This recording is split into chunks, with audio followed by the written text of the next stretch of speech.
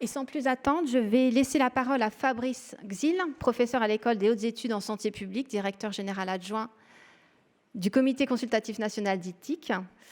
Merci, Monsieur Xil, de nous avoir rejoints. Monsieur Xil est à distance puisque très pris aussi par des déplacements à Marseille cet après-midi. En tout cas, je vous remercie beaucoup de nous accorder ce temps important qui traitera de l'éthique, un sujet que nous avons au fur et à mesure dans lequel nous avons au fur et à mesure pris conscience de l'importance dans nos recherches. Monsieur Xil, je vous en prie. Merci beaucoup Isabelle, merci beaucoup aux organisateurs de votre invitation à cet important colloque. Le programme est vraiment impressionnant. Je vais repartir de ce qui a été dit par Monsieur le maire et de ce double défi de la longévité auquel on est confronté pour la première fois depuis l'origine de l'humanité, à savoir à la fois un allongement de la durée de vie qui est cumulé à une augmentation du nombre des personnes âgées, une augmentation importante qui va s'accroître dans les années qui viennent et qui vient bousculer un certain nombre d'équilibres sociaux, sociétaux, économiques.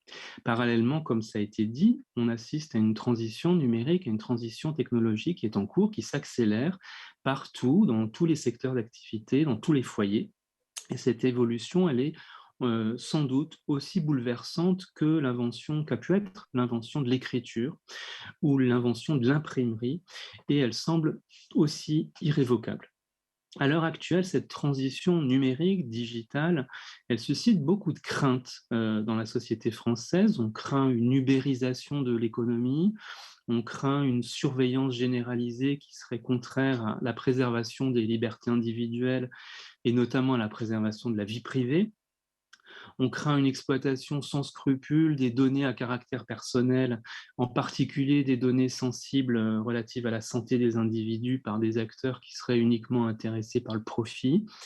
On craint enfin un rapport homme-machine déséquilibré, où les algorithmes ne seraient plus une aide à la décision, mais se substitueraient sans contrôle aux capacités d'analyse et de jugement des êtres humains, ou des machines qui viendraient se substituer à des soignants dans la relation de soins entre des êtres humains.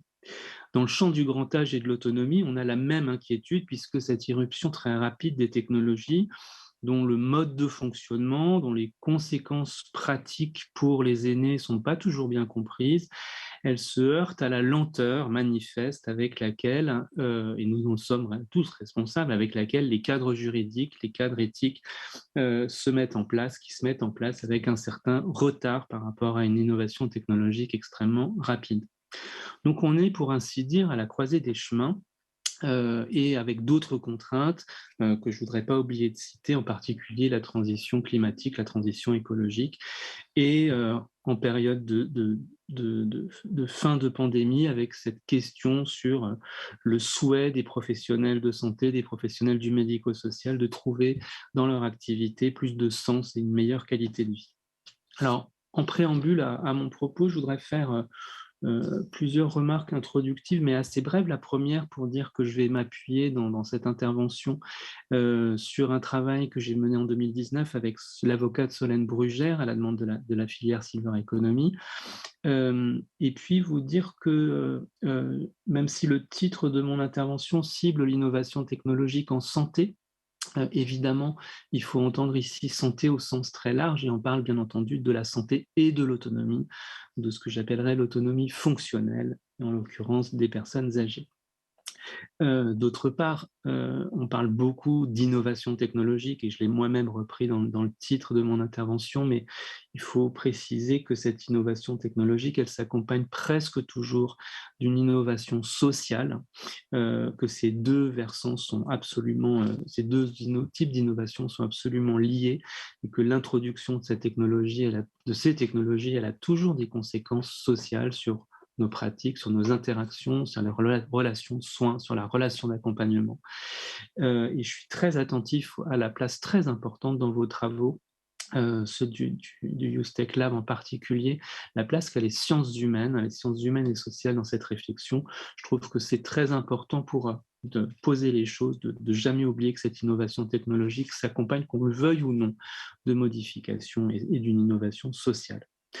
Enfin, et c'est ma dernière remarque introductive, je voudrais dire que parler de quelle éthique on parle là dans ces technologies et souligner qu'en tout cas en ce qui me concerne, c'est certainement pas vis-à-vis des technologies une éthique punitive, restrictive. Il n'y a aucune raison de penser que les acteurs de l'innovation technologique en santé ont besoin d'être contenus, limités. Il n'y a aucune raison de penser qu'ils sont uniquement gouvernés par leur intérêt propre ou par le profit.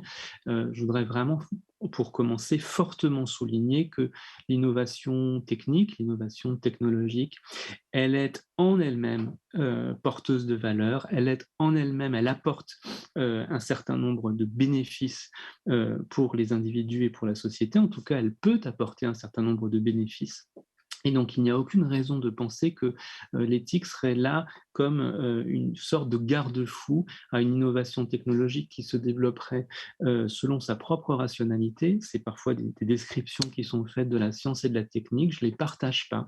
Il me semble que dans cette recherche d'innovation en santé, dans le champ de l'autonomie, il y a une préoccupation éthique forte des acteurs qui innovent et ce ne serait pas leur rendre justice que de considérer que eux-mêmes procèdent sans éthique et que l'éthique viendrait du dehors, on ne sait pas avec quelle légitimité et quelle pertinence leur indiquer ce qui est permis et pas permis dans leur champ. Donc c'est dans ce cadre large, ouvert, à la fois santé et autonomie, innovation technologique et innovation sociale, et une éthique qui part d'abord de cette motivation et de cet engagement éthique des acteurs de l'innovation technologique et numérique eux-mêmes que je voudrais m'inscrire. Alors, le premier temps de mon exposé, je l'ai intitulé « Innover en restant ferme sur nos principes fondamentaux ». Innover en restant ferme sur nos principes fondamentaux. Et je voudrais poser 5 principes très simples, me semble-t-il, qui pourraient être nos repères communs et qui pourraient, me semble-t-il, être un peu les bases de la réflexion, de notre réflexion en matière d'éthique ou en tout cas en matière de vigilance vis-à-vis de respect des personnes. Le premier de ces, j'aurai 5 grands principes. Le premier de ces principes, c'est l'idée que dans ce domaine, le point de départ, ça devrait toujours être la personne âgée, les personnes âgées, dans leur environnement, dont la technologie fait la plupart du temps déjà partie. Autrement dit, l'objectif des produits et des services pour les personnes qui avancent en âge, ça ne devrait être en principe ni le profit ni pour le profit, ni la technologie pour la technologie. La fonction de ces outils, c'est de se mettre au service de la santé, de l'autonomie, de la qualité de vie des personnes, dans le respect de leur dignité qui est inaliénable. Autrement dit, je pense que même quand on réfléchit à l'éthique des technologies, il faut toujours raisonner non pas en partant de la technologie elle-même, de la personne âgée, des personnes âgées d'aujourd'hui et de demain, dans leur environnement de vie, où elles sont en général entourées de leur famille, quand elles ont la chance d'en avoir, d'amis, de proches, parfois de bénévoles, parfois de professionnels, et en partant du principe que la priorité n'est pas d'introduire dans cet environnement des technologies nouvelles, mais de permettre à la personne âgée de continuer à celles qui sont déjà présentes dans son environnement. Et ce n'est que secondairement que l'introduction de technologies nouvelles peut être envisagée. Ça, c'est mon point de départ. Mon deuxième principe, c'est que les technologies, évidemment, elles peuvent venir, et quand c'est le cas, c'est extrêmement utile, important. Ces technologies, elles peuvent venir soulager les aidants, soulager les familles, soulager les bénévoles, soulager les professionnels, mais elles sont et elles devraient rester au service des personnes âgées elles-mêmes. Autrement dit, pour le dire un peu nettement, toute personne, quel que soit son âge, a le droit de ne pas vouloir que des objets techniques, numériques, technologiques soient introduits dans son environnement et dans sa vie, même si des tiers pensent, parfois à juste titre, et lui disent avec insistance que c'est pour son bien. Donc là, on est sur la finalité première. Je pense qu'il peut y avoir une finalité indirecte pour les professionnels, On peut penser par exemple aux outils de simulation dont vous avez parlé, je crois, en fin de matinée, mais il me semble que l'utilisateur final ou le bénéficiaire final dans notre raisonnement, ça devrait être toujours la personne âgée elle-même, vis-à-vis desquelles des aidants familiaux, des professionnels, des bénévoles sont impliqués. Ma troisième remarque, mon troisième principe, c'est l'idée que ces évolutions technologiques et numériques, alors je ne les ai pas citées, peut-être qu'il faut les citer, mais le numérique, la robotique, la domotique, la réalité virtuelle, les données massives, ce qu'on appelle les big data, l'intelligence artificielle, les objets connectés, les smart cities, en tout cas ce qui contribue à faire de nos villes des villes intelligentes, les jumeaux numériques, toutes ces évolutions, il ne me semble pas qu'elles nécessitent de modifier nos grands principes éthiques et juridiques, et en particulier les grands principes fondamentaux du droit français. Il me semble que les grands principes fondamentaux du droit français, ils sont tout à fait pertinents et adaptés pour encadrer les usages. Respect de la dignité, respect de la vie privée, respect de la liberté d'aller et venir, droit à la santé, droits sociaux, droit à la sûreté. Et il me semble que tous ces éléments qui cadrent un certain nombre de nos pratiques sont tout à fait pertinents et qu'il faut commencer par s'appuyer sur ces principes fondamentaux. Je vous en donne deux exemples. Le premier, c'est l'idée évidemment du consentement, la nécessité de recueillir un consentement libre, éclairé et renouvelé. Et dans l'usage des techniques et des technologies, ça me semble extrêmement important. Et puis ces trois principes de notre droit qui me semblent s'appliquent très bien quand on réfléchit à un certain nombre de technologies: nécessité, proportionnalité, subsidiarité. Dès lors qu'on introduit ou qu'on pense à introduire dans la vie quotidienne d'une personne quelque chose qui va possiblement modifier son existence ou entraîner pour elle une forme de contrainte, euh, ou de restriction ou de limitation de sa liberté. Il y a trois principes fondamentaux qui sont dans le Code civil et qui me sont vraiment essentiels. Est-ce que cette modification elle est vraiment nécessaire? Est-ce qu'elle est proportionnée aux besoins? Et est-ce qu'on a imaginé d'autres alternatives qui pourraient remplir le même usage? Je pense notamment que ces trois principes-là pourraient être très utiles quand on réfléchit, par exemple, à l'usage des bracelets de géolocalisation, aux outils de tagging ou de tracking des personnes, notamment des personnes désorientées.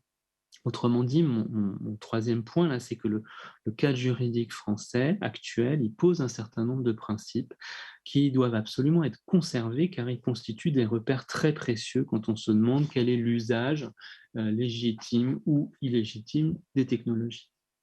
Pour autant, et c'est mon quatrième point, ces nouvelles technologies et ces nouveaux usages numériques, ils obligent le droit et l'éthique à être inventifs. Ils nous obligent à approfondir un certain nombre de nos concepts, à approfondir un certain nombre de nos règles de droit. Par exemple, je viens de parler du consentement, mais vous savez que certaines personnes âgées qui ont, par exemple, des troubles cognitifs ou des troubles du discernement peuvent avoir des difficultés pour donner un authentique consentement à l'introduction d'une technologie dans leur vie, dans leur domicile ou dans leur accompagnement. On pourrait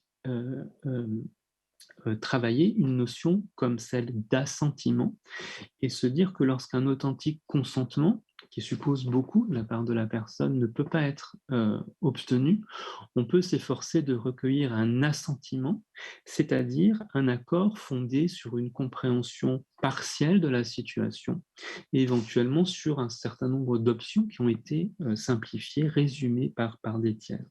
Ça signifie, cette notion d'assentiment, que même lorsque le consentement de la personne ne peut pas être obtenu, il est quand même important, il reste primordial de rechercher l'expression de sa parole, de ses souhaits, de ses préférences. Et il me semble que la notion d'assentiment, elle est dans ce domaine importante.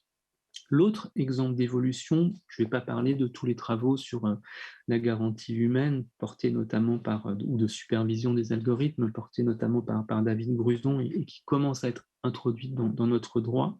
Je pourrais vous donner un autre exemple de domaine où ça nous conduit à être inventif d'un point de vue éthique et juridique.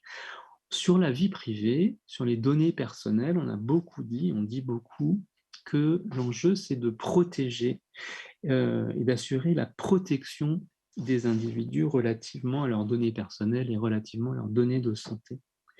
Or, peut-être qu'on pourrait approfondir ce point et se dire qu'en même temps, il faut protéger ces données et qu'en même temps, il importera dans les années futures de donner plus de pouvoir aux individus sur les données qui les concernent, c'est-à-dire de renforcer ce qu'un rapport parlementaire a appelé l'autodétermination informationnelle des individus, c'est-à-dire renforcer notre pouvoir de choisir nous-mêmes quelles données relatives à notre vie nous acceptons ou nous souhaitons partager avec qui. Autrement dit, c'est un approfondissement de la réflexion sur les données personnelles, où il s'agit non seulement de protéger la vie privée des personnes, ce qui est évidemment fondamental, surtout quand vous collectez des données de santé, mais aussi renforcer le pouvoir d'autodétermination informationnelle des individus, leur capacité à dire quelles données ils souhaitent participer, partager avec qui et à quelles conditions. Donc, euh, le droit français et les grandes règles de l'éthique restent pertinentes. L'innovation technologique devrait s'accompagner d'une innovation juridique et éthique en approfondissant nos réflexions sur un certain nombre de sujets.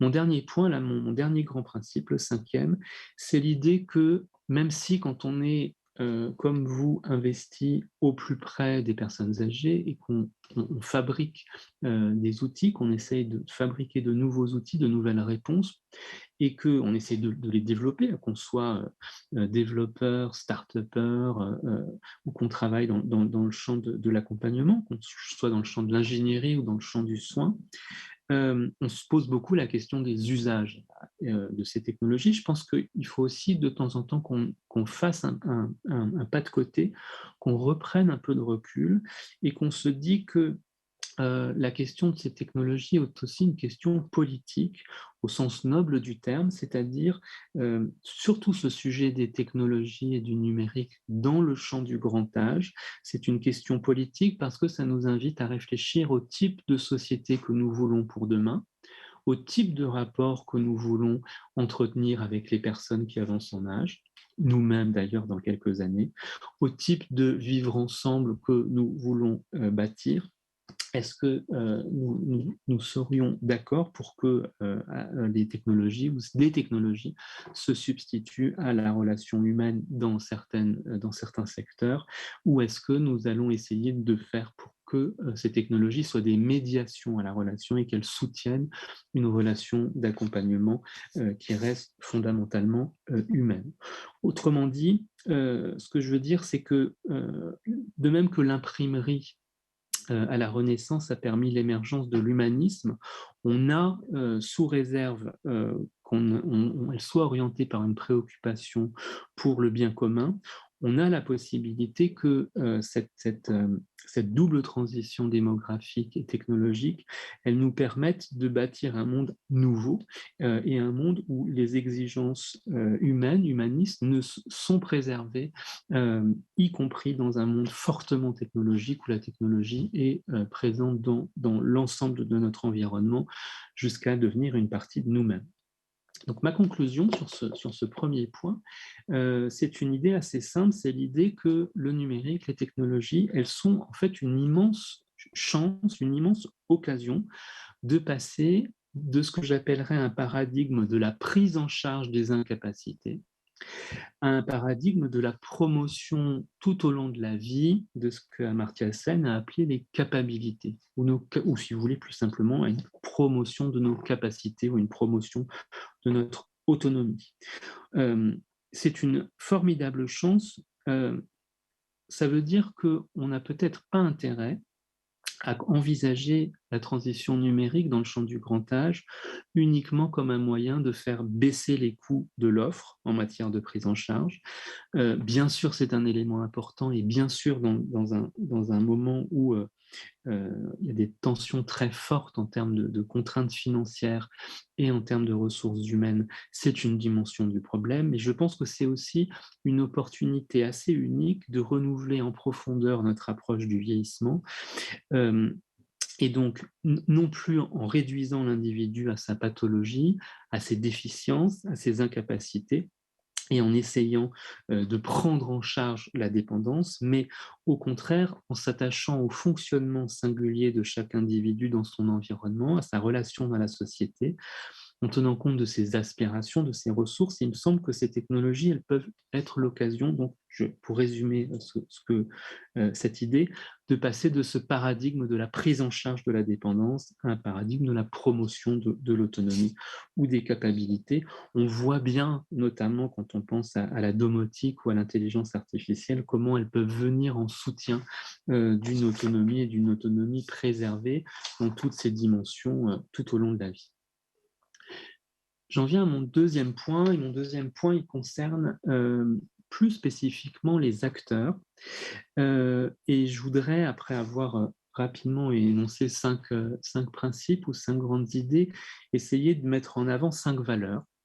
5 valeurs qui pourraient être celles autour desquelles se réunissent les acteurs très très différents des technologies dans le champ du grand âge et du handicap d'ailleurs, j'ai commencé à le dire, qui réunissent, et c'est quand même assez atypique parce c'est nouveau, c'est une nouveauté.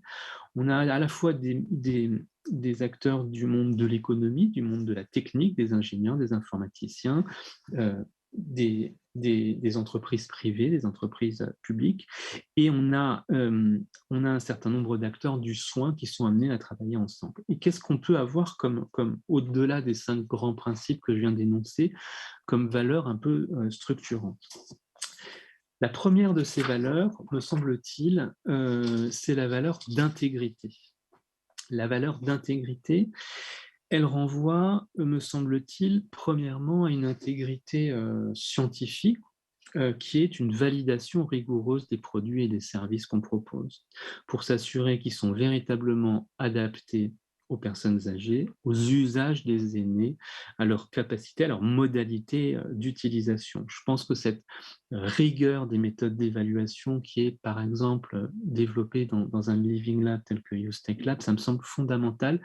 C'est-à-dire que elle participe de l'intégrité scientifique sur ce qu'une technologie peut apporter dans un contexte donné.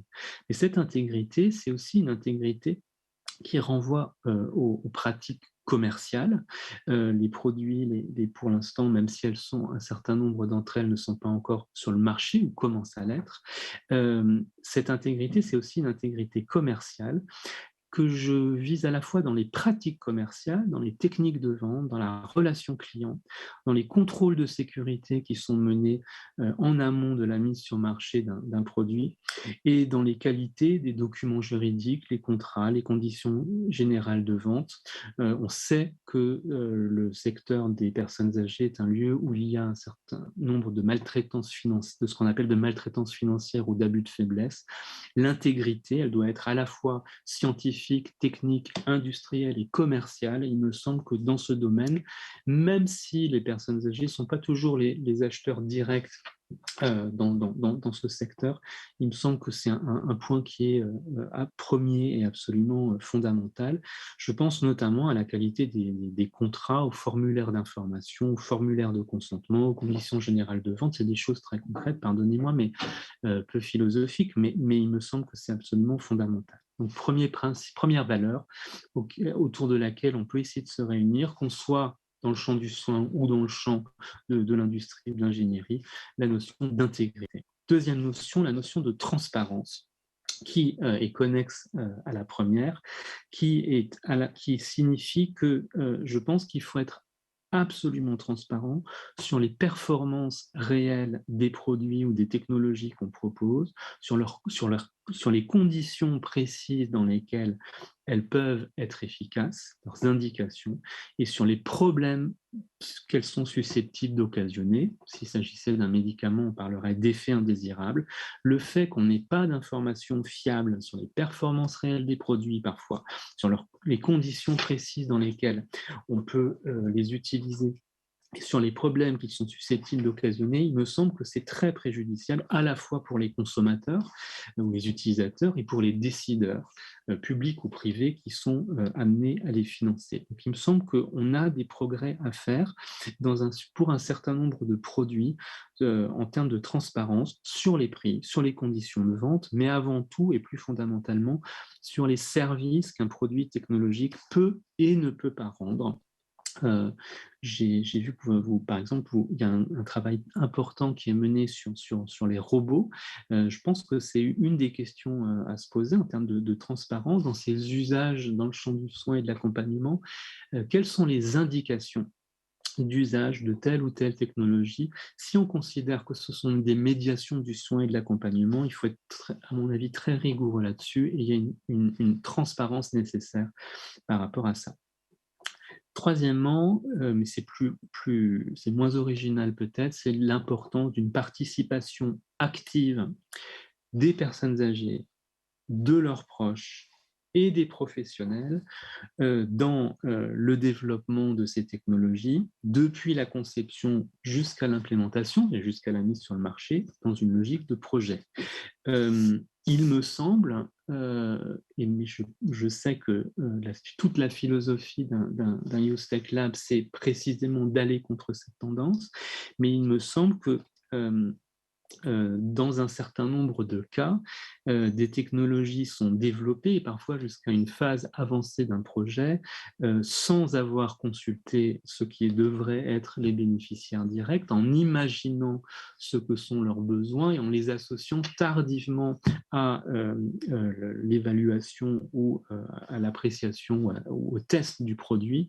Je pense que la participation active des aînés et de leurs proches dans la construction de ces solutions, elle doit être très, très, très, très en amont, sinon on imagine des besoins qui sont ceux des concepteurs et qui ne sont pas ceux des utilisateurs. Je voudrais insister aussi sur le fait que quand je parle de participation active, il me semble que la participation des professionnels, notamment des professionnels qui travaillent aux côtés des personnes âgées au quotidien, que ce soit à domicile, à l'hôpital ou en établissement, elle est absolument nécessaire aussi depuis les premières phases du projet, parce que ce sont eux qui ont cette notion, qui peuvent apporter un regard sur les usages concrets, sur les pratiques de vie concrètes, sur l'intérêt concret d'une technologie et sur la définition des besoins. Donc, participation active des aînés, de leurs proches, des professionnels du quotidien, et ce très, très, très, très en amont et jusque très, très, très en aval dans l'évaluation du projet. Donc, intégrité, transparence, participation. Quatrième grande notion, c'est l'accessibilité.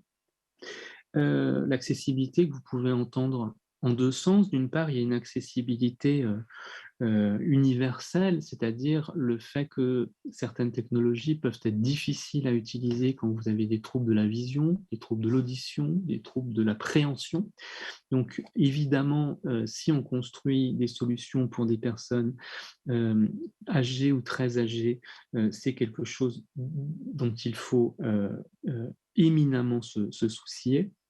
Mais l'accessibilité, c'est aussi la démocratisation de l'accès aux technologies. Si on considère qu'elles sont une chance, si on considère qu'elles apportent quelque chose aux individus et à la collectivité, l'égale accessibilité de tous à ces technologies est importante. Il faut qu'elles puissent bénéficier au plus grand nombre. C'est pour ça que dans le rapport qu'on avait remis à la filière Silver Economy avec Solène Brugère, on avait plaidé pour un service public des aides techniques et technologiques où, selon nous, la puissance publique aurait pu prendre en charge l'achat aux industriels d'un certain nombre de produits, notamment des produits et services technologiques de base, l'achat aux industriels, l'entretien du parc et la location aux particuliers les plus modestes de ces produits et services technologiques de base, afin de garantir une prestation socle en matière de produits et de services dont devraient pouvoir bénéficier toutes les personnes âgées, quel que soit le territoire où elles habitent, quel que soit leur statut socio-économique. Cette dimension socio-économique de l'accessibilité, cette question de la démocratisation de l'accès, me semble fondamentale. Dernière grande valeur, me semble-t-il, à prendre en compte et qui peut réunir l'ensemble des acteurs, c'est la valeur de responsabilité. De responsabilité, je dirais à la fois sociale et environnementale. Les acteurs de ce secteur, je sais qu'un beaucoup l'ont et on le valorise et on le souligne lorsque c'est le cas, et c'est extrêmement important, ont le sentiment de la responsabilité sociale qui est la leur, de cette culture de la sécurité, c'est-à-dire quelle est notre responsabilité par rapport à un produit qui peut être défectueux? Quelles sont les mesures proactives que nous prenons lorsque nous collectons des informations à caractère personnel pour protéger les systèmes d'information? Quelles sont les mesures proactives que nous prenons pour connaître et être vigilants sur ce qu'on appelle le chemin de la donnée? Euh, je pense au pacte de conformité avec la CNIL, par exemple. Et sur qu'est-ce qu'on fait concrètement pour mettre en place une méthode d'analyse des événements indésirables avec une remontée d'informations. Euh, donc c'est cette idée-là d'une responsabilité très concrète, c'est celle de l'ensemble des acteurs. On introduit dans l'environnement de personnes, la plupart du temps fragiles à bien des niveaux, cette responsabilité sociale, c'est cette culture de la sécurité, elle me semble absolument fondamentale, sécurité y compris pour relativement aux attaques sur la captation de données qui peut être mise en œuvre grâce à ces technologies. Et évidemment, dans cette culture de la responsabilité, j'intègre la responsabilité de l'impact sur l'environnement. Comment est-ce qu'on se préoccupe dès le début, dès la réflexion sur les matériaux utilisés, sur la longévité des produits, de l'impact de ces technologies, de ces produits sur l'environnement, de leur recyclage éventuel, etc. Donc, autour de ce socle de valeurs partagées, intégrité, transparence, participation active, accessibilité et responsabilité, il me semble qu'un des enjeux majeurs, c'est aussi comment ces principes, ces valeurs que j'ai essayé de brosser assez rapidement, comment ces principes, ces valeurs, on peut les faire vivre au quotidien. Et je voudrais terminer en disant qu'il me semble important dans ce domaine de pérenniser, de généraliser un questionnement éthique et juridique. Je pense que dans ce domaine, ce serait vraiment une erreur importante de séparer l'éthique et le juridique. Donc, comment on fait pour pérenniser et généraliser un questionnement éthique et juridique concret dans ce domaine, et pour susciter aussi un débat démocratique sur ces questions et sur ces usages?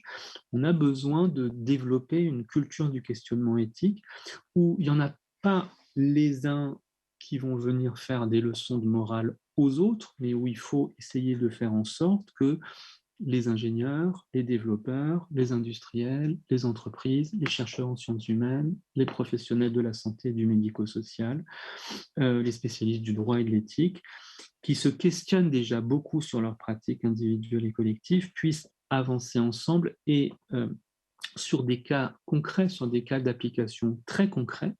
Je pense à la robotique, je pense aux dispositifs de géolocalisation, on pourrait penser à l'usage de caméras et des systèmes de vidéosurveillance pour lutter contre la maltraitance en EHPAD ou à domicile. On pourrait évidemment donner d'autres exemples, mais on a besoin à la fois d'une réflexion éthique extrêmement appliquée, extrêmement détaillée, et puis d'un regard un peu plus large qui nous aide à prendre du recul sur le type de société qu'on construit collectivement en mettant en place, en introduisant progressivement ces technologies. Euh, L'idée étant, et ce sera ma conclusion, c'est qu'il ne faut pas considérer que ces technologies soient neutres axiologiquement. Je sais que très souvent on dit qu'une technologie n'est qu'un outil, qu'elle n'est pas bonne ou mauvaise en elle-même, que tout dépend de l'usage qu'on en fait. Je pense que cette idée-là n'est pas juste, qu'elle n'est pas exacte. Euh, Certes, l'usage qu'on fait d'un outil technologique est fondamental et la visée dans laquelle on l'utilise est fondamentale, mais je crois qu'une technologie, surtout celles dont on parle aujourd'hui, qui ont un degré de pénétration, de miniaturisation extrêmement important, elle modifie en profondeur notre façon d'être, notre temporalité, nos interactions, notre rapport avec autrui, avec nous-mêmes, notre rapport avec le monde technique et non technique et naturel. Et je pense qu'il n'y a pas du tout de neutralité axiologique en termes de valeur de ces technologies de ce point de vue-là. Donc il faut, surtout sans les diaboliser, mais y être extrêmement attentif. Donc j'ai l'impression qu'on est à la croisée des chemins, que rien n'est écrit, que la façon dont la rencontre entre cette transition démographique et cette transition numérique va se jouer, ce sur quoi elle va déboucher, on ne le sait pas encore. Ça dépend en partie de nous et de chacun de nous, qu'il y a 2 scénarios possibles en allant aux extrêmes. Le premier, on le voit déjà à l'œuvre dans certains pays, à certains endroits, c'est une société de surveillance et de contrôle, une société déshumanisée ou qui tend à se déshumaniser avec le remplacement d'êtres humains par des machines. C'est une société qui met en péril notre sécurité, parfois même nos vies, en développant des nouvelles formes de délinquance et de cybercriminalité. Le deuxième scénario, évidemment, celui qu'on appelle ici de nos voeux, c'est une société et une économie où la transition numérique est mise au service d'une transition démographique qui s'ancre dans nos principes, dans l'humanisme qui est le nôtre, et qui utilise les nouvelles technologies pour relever ce défi de la transition écologique. Je suis absolument certain que la révolution numérique, que tous ces nouveaux outils, ils peuvent permettre de mieux répondre demain aux attentes des personnes âgées, aux problèmes que rencontrent leurs aidants, aux difficultés que rencontrent les professionnels, que ça peut être des aides inespérées pour soutenir du lien et du lien social, pour soutenir la relation, pour améliorer le soin et l'accompagnement, pour rassurer des personnes et faire qu'elles soient en sécurité, pour leur permettre d'accéder à un certain nombre d'informations.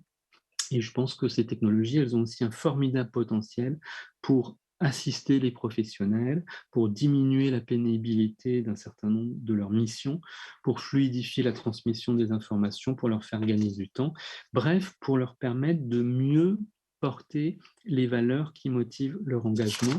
De ce point de vue-là, on voit que le défi est immense parce que dans le même temps, il s'agit de trouver de nouveaux modes de financement.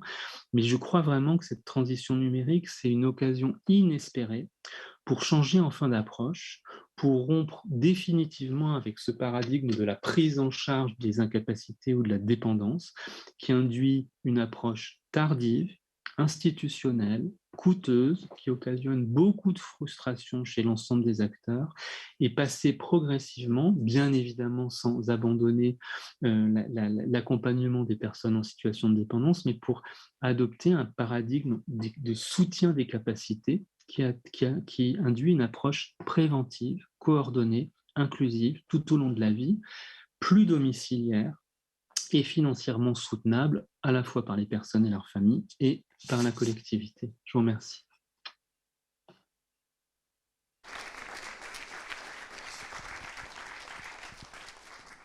Merci beaucoup Fabrice Gzil, c'est toujours très intéressant et merci de cette intervention. Je pense qu'elle nous donne beaucoup de perspectives et qui est très positive encore une fois. Moi j'ai noté en effet les valeurs d'intégrité, de transparence, de participation active des personnes âgées et des proches, l'accessibilité et la responsabilité. Je voulais démarrer par une première question. En effet, on parle de participation active. En tout cas, nous, c'est un modèle qu'on essaye, en effet, bien sûr, de mettre en place au sein du Living Lab. On s'associe beaucoup avec les professionnels de terrain qui participent à nos recherches, avec les développeurs, avec évidemment les chercheurs. Mais une des premières questions pour démarrer, moi, c'était plutôt peut-être la difficulté aussi d'associer les familles et les personnes âgées elles-mêmes, puisque certaines sont déjà dans la dépendance et parfois avec des pertes cognitives. Donc vous l'avez évoqué sur ce sujet de consentement, d'assentiment. Comment on fait pour les associer au maximum, enfin les associer mieux, en particulier les familles, dans ces sujets de recherche, de maintien des capacités et les personnes âgées elles-mêmes. Alors c'est un peu de questions dans une, mais c'est un sujet qui est pour nous assez stratégique et pas facile à prendre en fait. Peut-être en ayant une approche systémique, c'est-à-dire, je trouve que le champ du grand âge, et c'est dommage, n'a pas été très pénétré par les réflexions menées dans le champ du handicap sur le fait que un handicap, c'est toujours la rencontre entre un individu et un environnement, entre ce qu'on appelle les capacités intrinsèques d'un individu, ses ressources, ses forces et ses faiblesses, et puis un environnement qui est à la fois un environnement physique, social et fortement technologique déjà aujourd'hui. Et je trouve que resituer les personnes dans leur environnement, en se disant qu'une personne qui a dans son âge, elle a des ressources, elle a certes des difficultés, mais elle a aussi des ressources et un certain nombre de capacités et d'aspirations. Il me semble que associer, même quand il y a des difficultés d'expression ou de communication, associer les personnes dans cette logique un peu systémique de quelqu'un qui est dans un environnement et dont on essaye de soutenir les capacités, ça peut être de se demander simplement qu'est-ce qui compte pour elle. Non pas qu'est-ce qui compte pour les personnes âgées en général, la question n'aurait pas de sens, mais qu'est-ce qui compte pour cette personne aujourd'hui, même si elle a des difficultés pour exprimer.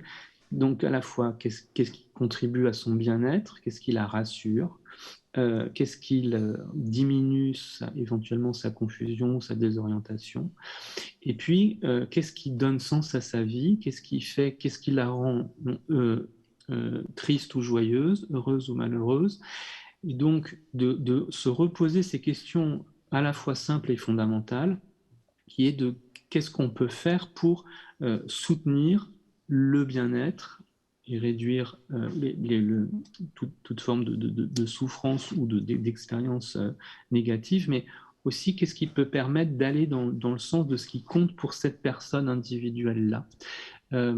Qu'est-ce qui la rend heureuse ou malheureuse? Qu'est-ce qui fait qu'elle a envie de se lever le matin? Qu'est-ce qui compte pour elle? Qu'est-ce qui lui importe? Et il me semble que les familles peuvent être précieuses pour le voir ou l'expliciter quand la personne peut avoir des difficultés pour l'expliciter elle-même. Mais je pense qu'en resituant les choses autour de cette question fondamentale, on est dans l'axe de voir aussi ce qu'une technologie donnée peut apporter dans un contexte donné. Donc, ma réponse qui est un peu générale, excusez-moi, mais je pense qu'elle peut quand même être utile. Resituer la personne dans son environnement avec ses ressources, donc c'est un environnement physique, social et technologique, et quelles que soient les capacités d'expression de la personne, se demander ce qui lui tient à cœur, se demander ce qui compte pour elle, se demander ce qui l'anime. Voilà. Il me semble que la technologie, elle devrait être une manière de soutenir des réponses qui permettent de répondre à cette question. Merci beaucoup. Je vais laisser la parole à la salle si vous avez des questions. Je pense que pour pouvoir impliquer les familles et la personne elle-même, ça doit se faire en plusieurs phases en fait. C'est-à-dire que la personne âgée, elle peut avoir des difficultés d'expression, mais aussi souvent elle aime pas dire ce qui va pas ou ce qui va pas en fait. Elle aime pas exposer en fait ses difficultés parfois.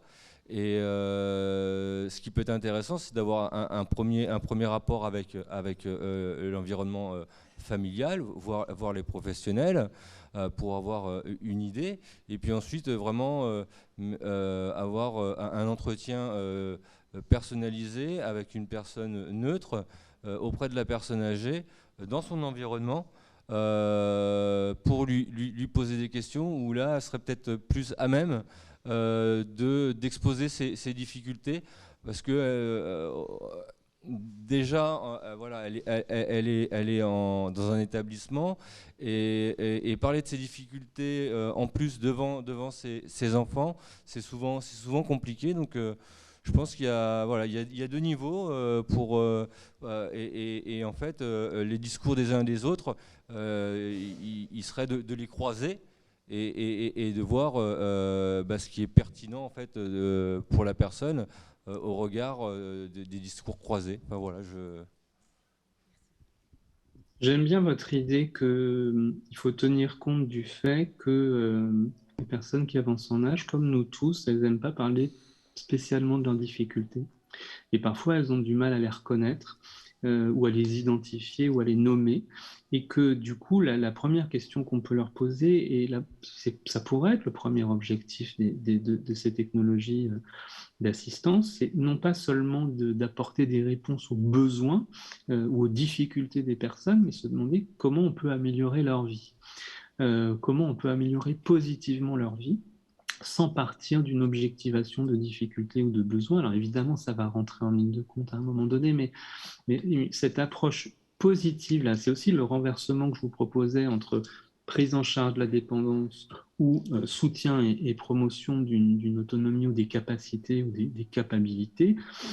C'est l'idée qu'on se demande ce qui peut concrètement améliorer les choses en fonction de ce à quoi on tient positivement. Et ça, si c'est premier, c'est aussi une réponse un peu à la question d'Isabelle Sabadoto, c'est plus facile, je trouve, d'entrer en communication sur qu'est-ce qu'on peut vous apporter ou qu'est-ce qui pourrait vous aider dans votre vie, plutôt que de retourner de partir d'emblée des difficultés, des empêchements, même s'ils sont réels, mais on en tiendra compte. Mais qu'est-ce qui compte pour vous?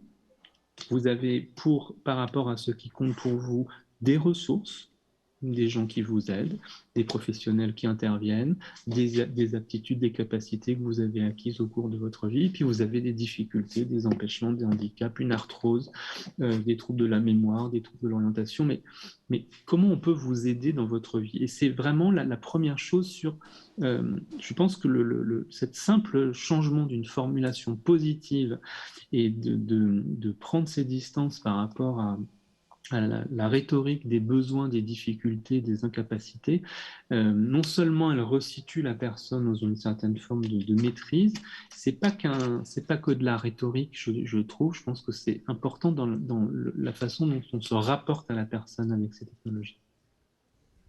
Merci beaucoup. Y a-t-il d'autres questions dans la salle?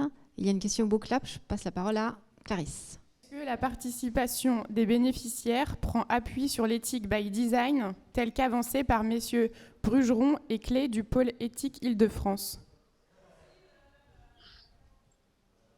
L'éthique par design, c'est simplement le fait d'intégrer dans la conception des outils eux-mêmes un certain nombre de préoccupations, c'est-à-dire de se dire que l'éthique, elle ne va pas seulement arriver en aval au moment dans la façon dont on utilise un produit qui a déjà été conçu, mais qu'on intègre en amont dans la conception de l'outil lui-même un certain nombre de préoccupations. Entre parenthèses, la DNS vient de publier un document sur la délégation du numérique en santé vient de publier un document sur les outils d'intelligence artificielle avec justement cette préoccupation de ce qu'ils appellent l'ethic by design, c'est-à-dire qu'on intègre un certain nombre de préoccupations dans les choix de conception que l'on fait en amont. Donc, bien entendu, si vous associez les usagers futurs ou les utilisateurs futurs en amont, dans la définition de leurs besoins, dans la définition de ce qui leur importe, c'est des choses dont vous allez pouvoir tenir compte dans les choix de conception que vous allez faire au moment du design, au moment de la conception. Donc oui, effectivement, ça permet de remonter en amont et de ne pas simplement mettre les utilisateurs finaux dans une évaluation de l'usage d'une technologie qui aura été construite entièrement sans eux, non seulement dans la définition des besoins initiaux et dans les choix de conception qui auront été faits. Des conceptions de choix très concrets, hein, ça peut être dans les données qui sont stockées, dans les données qui sont transmises, ça peut être dans l'ergonomie du produit, ça peut être dans son apparence. Souvenez-vous par exemple des premiers dispositifs de géolocalisation et des premiers bracelets de géolocalisation qui sont apparus sur le marché. Ils étaient extrêmement laids, un certain nombre, et très visibles et très stigmatisants, parce qu'ils étaient très grands. Alors, il y avait un problème de miniaturisation, mais un certain nombre de personnes qui auraient pu souhaiter s'en équiper pour conserver une liberté de mouvement trouvaient que c'était des dispositifs, tant dans leur aspect, mais au premier coup d'œil, qui étaient répulsifs parce qu'ils étaient très visibles et donc stigmatisants et pas particulièrement esthétiques. Donc, intégrer des utilisateurs en amont, ça veut dire qu'on ne va pas simplement se demander qu'est-ce qu'ils pensent de l'usage possible de cette montre, mais qu'au moment où on la conçoit, on intègre leurs préoccupations qui, on le voit, peuvent être différentes de celles des concepteurs ou de celles des professionnels du soin et de l'accompagnement, des médecins, des soignants qui réfléchissent en amont. Donc c'est ça la façon dont les deux peuvent s'articuler, éthique by design et participation. Merci beaucoup. J'ai une dernière question de Monsieur le maire. Bonjour. D'abord, merci pour votre exposé très clair qui, je pense, a bien posé toute la problématique de l'intérêt du développement de ces technologies, les bénéfices, mais aussi les risques. Et justement, je voudrais revenir sur vous avez posé un moment cette question justement de pérenniser le questionnement sur ce développement avec l'interface éthique et sociale. Donc, moi, j'interprète comme une espèce de régulation nécessaire pour le développement de ces technologies. J'ai l'impression que on est plutôt un peu en retrait par rapport à ça, c'est-à-dire qu'on court, les technologies se développent et puis ensuite on essaye d'y mettre de l'éthique et puis on essaye de vérifier que derrière l'impact n'est pas délétère. Comment vous voyez cette concrétisation de ce questionnement qui serait permanent, pérennisé et obligatoire ? Et est-ce que les responsables politiques que vous croisez, je pense que vous ne manquez pas de croiser régulièrement, ont conscience de ça et travaillent à cette mise en place? Est-ce que vous avez l'impression qu'il y a une prise de conscience de l'intérêt, bien sûr, des enjeux, mais aussi du risque et du coup de l'importance d'avoir une vraie régulation sur le développement de ces technologies? La prise de conscience politique, je ne saurais pas vous dire à quel point elle est importante, mais je sais par exemple, si vous vous souvenez des débats qu'il y avait eu au moment de la loi d'adaptation de la société au vieillissement, il y avait eu une réflexion importante, c'était le début du lancement de la filière Silver Eco, il y avait eu un certain nombre de questionnements sur ces sujets-là, donc je pense que c'est présent. Moi, je trouve qu'on est face à un paradoxe là, c'est-à-dire que d'une part, je suis d'accord avec vous, il y a à la fois un développement très rapide de l'innovation. On le voit dans le champ des technologies comme dans le champ de la santé. Et on sent que la réflexion éthique et la régulation juridique courent toujours un peu après, avec un temps de retard par rapport aux innovations. Mais ça, on y est finalement habitué. Et dans le champ de l'éthique et de la bioéthique, finalement, on arrive plus ou moins à le gérer, à essayer de combler ce retard. Je trouve que ça, ça peut se réguler. L'impression que j'ai, paradoxalement, c'est que même si ces technologies se développent très vite, on a l'impression qu'elles pénètrent sur le marché quand même très lentement. Je ne sais pas quel est votre sentiment, mais ça fait de nombreuses, disons depuis le début des années 2000, que cette transition numérique est en cours, et on a le sentiment que l'innovation technologique pénètre beaucoup moins vite dans le champ de l'autonomie que dans d'autres domaines de notre vie. Peut-être parce qu'il y a un certain nombre de gatekeepers, justement, de gens qui prennent des décisions. C'est des décideurs politiques locaux, mais c'est aussi des financeurs et le monde mutualiste en est un. C'est-à-dire qu'il faut à un moment donné que ceux qui financent ces dispositifs soient convaincus de ce qu'ils apportent, de ce qu'ils ne soient pas délétères et de ce qu'ils ne véhiculent pas une approche déshumanisée des relations humaines ou des personnes. Et je trouve que peut-être que dans le fait qu'un certain nombre de gatekeepers, donc de gens qui pourraient accélérer le déploiement de ces technologies dans le champ du soin et de l'accompagnement des personnes âgées, peut-être que cette réflexion éthique auquel elle pourrait être associée serait un des éléments qui pourrait rassurer, mais peut-être le faire aussi avec des associations de familles, avec des associations de personnes âgées. Je pense que cette discussion démocratique, elle serait utile. Et à mon avis, elle serait utile à condition qu'on y associe vraiment tout le monde, les personnes âgées également, les professionnels du soin et de l'accompagnement aussi. Ça ne doit pas être un débat d'experts sur le sujet. Et il me semble que la grande majorité des acteurs du numérique et de la technologie sont porteurs d'un questionnement éthique sur l'implication et sur leur responsabilité sociale vis-à-vis des personnes. Donc, il n'y a aucune raison de les soupçonner d'avoir, par définition, pour intérêt que la technologie pour la technologie ou que le profit. Donc, je pense que on a besoin de le situer peut-être à un niveau plus démocratique que la réflexion éthique qui est menée dans le soin et de l'accompagnement. Pour le dire de manière plus simple, l'éthique du soin et de l'accompagnement, elle peut se faire dans les hôpitaux, elle peut se faire dans les maisons de retraite, et c'est là qu'elle se fait, et c'est là qu'est son lieu naturel. Le lieu naturel d'une réflexion sur les technologies du grand âge, il me semble que ça pourrait être des lieux de la démocratie, ça pourrait être une mairie, parce que on voit bien que c'est non seulement les usages, mais c'est aussi les rapports qu'on veut entretenir les uns avec les autres dans les années ou dans les décennies qui viennent, quand on aura nous-mêmes avancé en âge. Et je pense qu'il faut être inventif dans la façon dont l'éthique se pratique. Et je crois que l'éthique des technologies en santé et dans le champ de l'autonomie, elle doit prendre une forme un peu nouvelle vis-à-vis de la bioéthique d'une part et vis-à-vis de l'éthique du soin ou de l'accompagnement tel qu'on l'a traditionnellement. Et je pense qu'il y a des lieux probablement à investir, à créer pour ça, pour rendre possible ce débat. Merci beaucoup Fabrice Zil. Nous allons retenir ces derniers mots, en tout cas porteurs d'espoir et de solutions et d'ambition.